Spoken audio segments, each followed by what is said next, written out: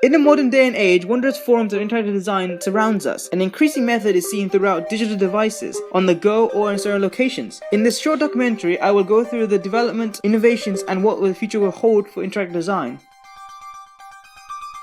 When I think of interactivity in its earliest form, I think of cave paintings. They can be referred to as the oldest form of art, which you can interact with in some way.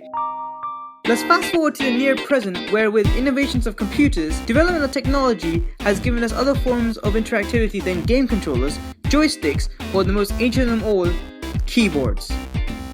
Computer interactivity was mainly based in the pursuit of creating games such as Pong or Mario, but there was and still is to this day the ads world's annoying friend, the interactive banners and pages.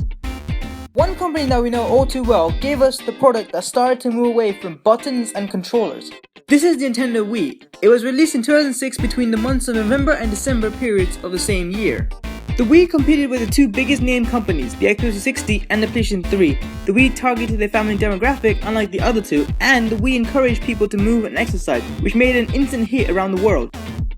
The Wii works by an attached sensor, either below or above the TV, tracking the Wii Remote's motion and gestures to interact with the game. This method opened up almost limitless ways of playing and even learning. Later on, we were introduced to a new way of interaction that didn't need controls or buttons, just this. In 2010, Microsoft added the Kinect as an extra addition to the Xbox 360. It could be used to play and experience in an entirely different way. Instead of using buttons to activate commands while sitting there like a potato, it got you to move and be active just like the Wii. The Kinect works by using camera tracking along with infrared sensors and a multi-array mic. With that, a person's motion, gestures, and vocal commands are executed to trigger interactivity. As the Kinect was being introduced to the world, sci-fi thought ideas from the 1950s were finally being created, until the point where it finally established itself to give us the product of virtual reality. In the present day, we are all aware of the headsets that give us the ability of immersive surroundings, as if we are there. The VR technology took almost 50 years to fully establish itself to a working product so the public can use. Before then, it was only used to help medical, flight simulations, automobile industry design, and military training purposes. There are many products out there that use their own way of achieving virtual reality, but in its basic form uses a sense of gyroscope, which monitors the person's position so the device would know which way to move and shows the digitally constructed world or objects.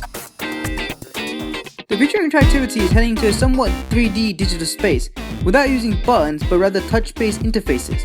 Maybe the interpretation of Marvel technology is how we're going to see interactivity in the future. We are seeing many new interactive technologies being developed and introduced into the public's view. I think these kind of concepts of interactivity are going to be seen more in the future, or we can go on a completely different path. Only time will tell.